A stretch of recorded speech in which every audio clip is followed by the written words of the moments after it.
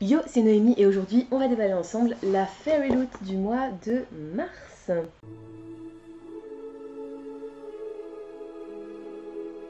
Je vais poser ça là. Hop là.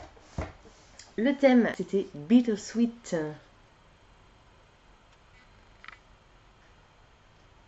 Magnifique. Il y a normalement 2 livres dans cette box et je connais le titre de ces 2 livres. On va passer au déballage. Alors.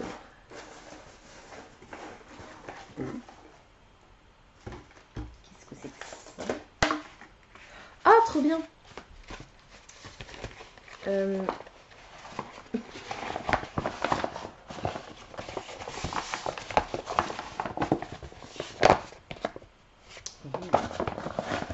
C'est un petit panier en tissu.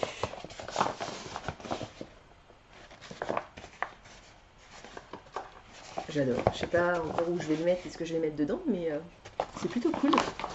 Hop.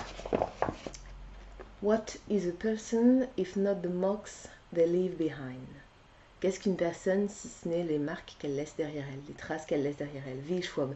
Inspiré par La vie invisible d'Adi Lavo. Magnifique. J'adore le design constellation, les étoiles, tout ça. Il est très très beau et il est renforcé. Il y a un fil de métal en haut pour qu'il reste bien dans la position et l'intérieur est un peu imperméable. C'est plutôt cool, je le trouve très très chouette, c'est très original. J'adore. Qu'est-ce qu'ils disent? Canva Basket. Ok, pourquoi pas. Ensuite, on a un pins.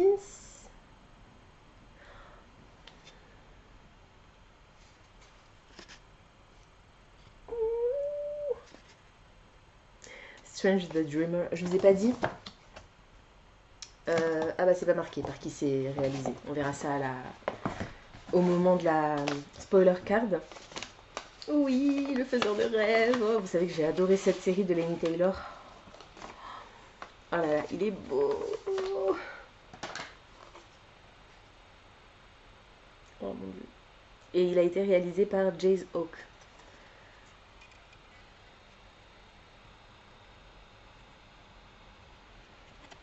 Oh là là, il est magnifique.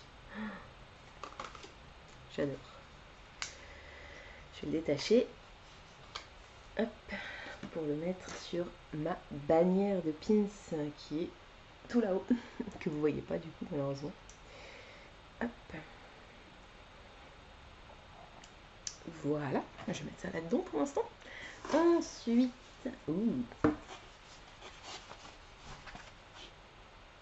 ah, Fairy Lights. Des guirlandes, petites guirlandes lumineuses en forme de cœur apparemment.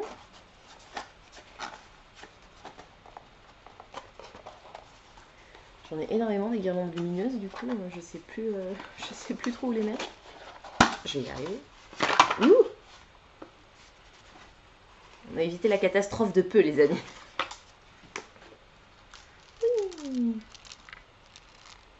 Voilà, les petits cœurs. Avec des piles. C'est chouette. Hop. On n'a jamais trop de Fairy Lights. Le seul truc qui est chiant, c'est que c'est des piles et voilà, les piles, c'est pas génial. Mais bon, c'est comme ça. Ensuite, on a un petit plateau. Ouh, inspiré par le cirque des rêves. Midnight Circus. And there are really never endings, happy or otherwise. Et il n'y a jamais vraiment de fin, qu'elle soit heureuse ou non. Erin Morgenstern, The Night Circus. Oh, il est beau. Il faut vraiment que je le rachète et que je le relise parce que je me souviens que je l'avais adoré, ça avait été un énorme coup de cœur. J'ai été trop bête de m'en séparer, je ne sais pas pour quelle raison j'ai fait ça. À mon avis à l'époque c'est parce que même si je l'avais adoré, je pensais pas le relire un jour et en fait là maintenant j'ai très très envie de le relire donc oui, je le rachèterai, c'est pas grave. Et donc normalement il n'y avait que ça. Donc on va passer au premier livre qui si je ne m'abuse, est une réécriture de Roméo et Juliette inspirée par la mythologie chinoise et qui s'appelle An Arrow to the Moon. Oui. Oh, c'est Spreadages turquoise. J'adore. Oh, il est beau. Il y a du foil sur la couverture. Emily X. A. Pan. Alors, Hunter Yi est très doué avec un arc et des flèches, mais tout le reste dans sa vie part un peu en cacahuète. Mon interprétation de la traduction. Hanté par le passé et les erreurs de sa famille, la seule chose qui le retient de s'enfuir, c'est son jeune frère, un vent supernaturel, et la nouvelle fille de son école qui est ensorcelante. Luna Cheng redoute le futur. La remise des diplômes approche et les attentes de ses parents sont étouffantes. Et puis sa vie se retrouve d'un seul coup sans dessus-dessous à cause du nouveau garçon un peu étrange dans sa classe, des lucioles pas tout à fait normales qui la suivent partout et un craquement menaçant qui commence à se diffuser, à se répandre à travers la ville de Fairbridge. Alors que Hunter et Luna naviguent entre leur famille et les secrets cachés, tout commence à se casser la gueule autour d'eux. Tout ce à quoi ils peuvent se raccrocher, c'est leur amour, mais le temps file et le destin est en chemin. Ça a l'air trop bien, il est vraiment très très beau. Je vous mettrai par ici la couverture originale pour que vous voyez la différence. Et le... Oups. Alors, il y a le livre du mois, mais il y a les cartes de tarot avant ça.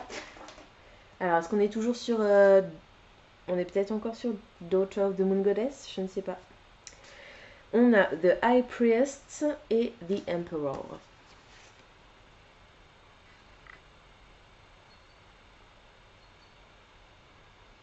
Voilà. Magnifique. J'aime énormément le design. Et donc,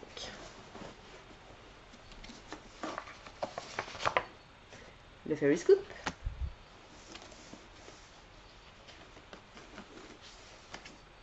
Le marque-page. Et la lettre de l'autrice, puisque c'est une autrice, j'ai son nom sous les yeux. Et donc le livre du mois, je pense que... Comme ça, peut-être. Je pense que c'est Blood Sign, mais j'en sais pas trop sur cette histoire. C'est le côté fantasy yoruba nigériane, je crois, qui m'a que j'ai tout de suite identifié en fait. Le seul livre que j'avais vu passer dans mes nouveautés avec cette mythologie, c'était celui-là. Mais il me tentait pas plus que ça quand je l'ai vu. Je vais relire le résumé et puis on verra. Oui, c'était bien celui-là. Dans les tons, waouh, fuchsia, rose, beige avec des sprayed edges. Bleu foncé, la quatrième de couverture est magnifique aussi. Hop.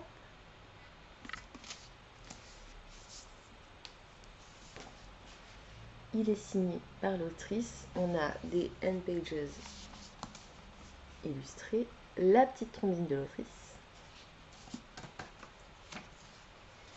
On a une illustration au revers de la dust jacket.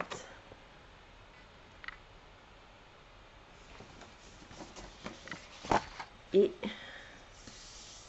le hardback lui-même est décoré.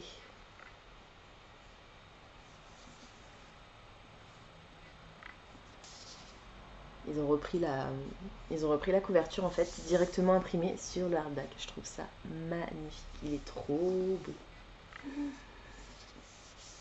J'adore. Alors, est-ce que à l'intérieur on a... Ce livre est inspiré par l'horreur que vivent réellement les enfants soldats à la guerre et les enfants en particulier en temps de guerre. Et du coup, il inclut des thèmes de guerre, violence, abus sexuels. Et donc, on a un livre qui est séparé en parties avec à chaque nouvelle partie ce design sur les pages. Et voilà, rien de particulier au niveau des chapitres, des entêtes de chapitres. Je relis le résumé. Je suis une descendante de Shango, le dieu du feu et de la chaleur. Je vis en enfer. Je suis une fille mort-vivante. Je suis une fille morte en marche, littéralement. Donc, on va dire morte-vivante. Sloane, 15 ans, peut incinérer un ennemi à sa volonté. Sympa comme pouvoir. Elle est une Saiyan, une descendante de des anciens dieux Orisha. De sang et de rage, Tomi Adeyemi, le destin d'Orisha. Mais sous le règne de Lucis, son identité signifie la mort. Sa mère le savait. Elle a disparu en tentant de cacher la vérité sur Sloane. Sloane aussi a caché ses pouvoirs, mais le jour de son 15e anniversaire, elle est recrutée dans l'armée Lucis. Une fois enrôlée, Sloane va devoir cacher ses pouvoirs, mais aussi surmonter les challenges sanglants de l'entraînement Lucis. Mais si elle peut infiltrer les Lucis, ça veut dire qu'elle peut détruire ses ennemis. Les gens qui pensent qu'elle est moins qu'humaine.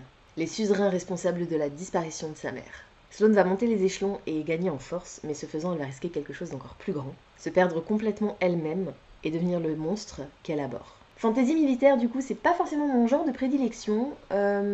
Pourquoi pas, j'ai adoré le destin d'Orisha, même si on n'était pas dans le même sous-genre. On est dans le même... dans une mythologie qui ressemble, en tout cas, dans une partie du monde, inventée bien sûr, mais inspirée par une partie du monde que j'avais bien aimé dans le destin d'Orisha. Donc, pourquoi pas, ça peut être sympa. Voilà, je pense pas que ce sera une de mes priorités par rapport au livre de la Feuilleloute, mais il a l'air quand même chouette. Pour revenir sur la spoiler card, le plateau inspiré par Le Cirque des Rêves de Erin Morgenstern a été réalisé par Stella Bookish Art. Les Fairy Lights ne sont pas inspirés spécialement par un fandom en particulier. Le pins inspiré par Le Faiseur de Rêves de Laini Taylor a été réalisé par Jace Hawk, ça je vous l'avais dit, c'était noté dessus. Le petit panier Constellation inspiré par La Vie Invisible d'Adi Larrow de V. Schwab a été réalisé par Blanca Design. J'ai même pas regardé le... Je viens seulement de voir qu'il était censé être signé aussi. Celui-là. An Arrow to the Moon. C'est vrai que j'ai même pas forcément ouvert. Voilà. Signature digitale. J'adore. J'adore la dédicace de l'autrice. En écrivant ce livre, j'ai presque pensé que je ne pourrais jamais trouver mon chemin hors des bois. Mais je l'ai fait. Du coup, ce livre est pour moi. J'adore. Once Upon a Time. 1974. Et après, il n'y a plus de date. Donc, est-ce que ce serait un prologue? Oui. 1974, petit prologue. Et jusqu'après, on passe à 1991. Très bonne année, si vous voulez mon avis. Les cartes de tarot du mois ont été inspirées par Daughter of the Moon Goddess. Yes. Et réalisées par Art28. Le livre du mois, donc Blood Science, je vous ai même pas dit que c'était écrit par Deborah Falley. Désolée pour la prononciation. L'illustration au revers de la Dust Jacket a été réalisée par LG Irons peut-être. Et le character art au revers de la lettre de l'autrice a été réalisé par Tara Light. Le Fairy Scoop, à l'intérieur duquel on va retrouver l'interview de l'autrice, la différence entre la couverture de la Fairyloot et la couverture originale que je vous mettrai par ici. Le thème du mois d'avril qui est Cloak and Dagger. Il y aura des items inspirés par From Blood and Ash, Red Rising, Daughter of the Moon Goddess et le futur livre du mois. Il y aura un mug en céramique dont le design aura été réalisé par Grace Swart. Désolée pour la prononciation. Et les prochains marque-pages inspirés par la mythologie. C'est trop bien. Ils sont trop beaux ces marque-pages. Les deux premiers étaient inspirés par Hadès et Perséphone. Je suis trop contente. Alors, le livre du mois d'avril est inspiré par les histoires des mille et une nuits. Vous savez que j'adore la fantaisie orientale. Et ce livre ne sera pas inspiré par n'importe quel conte des mille et une nuits, puisqu'on va y suivre une ou un légendaire contrebandier, un prince lâche et une dangereuse quête à travers le désert pour trouver une lampe légendaire et mythique. L'édition exclusive Fairyloot aura une couverture exclusive, des sprayed edges, du foil sur le devant et sur le dos de la couverture du hardcover, une illustration sur les end papers réalisée par Joka et il sera signé par l'auteur Triss. Ça a l'air trop bien, j'ai trop hâte. Notez que ce livre est classé en adulte, mais on pense que le crossover adulte, young adulte est possible et que c'est un young adult crossover friendly, donc voilà. Il est classé en adulte, mais il peut se lire il se lit comme du young adulte en fait. Donc voilà, c'est tout pour aujourd'hui. J'espère que cette vidéo vous aura plu. Comme d'habitude, n'hésitez pas à me dire dans les commentaires si les livres que je vous ai présentés aujourd'hui vous intéressent. Est-ce que par hasard vous les avez déjà lus, pourquoi pas, et est-ce que vous en avez pensé? N'hésitez pas également à me dire quel est votre item préféré. Alors moi j'hésite, parce que franchement c'est que des fandoms que j'aime énormément. J'avoue que rien que pour l'originalité, le petit panier est sympa, mais alors le pins inspiré par le faiseur de rêves, il est juste sublime. Je l'aime vraiment beaucoup, il est très gros en plus. Pensez à vous abonner à la chaîne, à liker et à partager cette vidéo, ça me fera toujours plaisir. Pensez également à activer la petite cloche de notification qui vous permettra de savoir quand je poste du nouveau contenu. En attendant de vous retrouver, je vous souhaite d'excellentes lectures et je vous dis à très bientôt dans une prochaine vidéo. Ciao!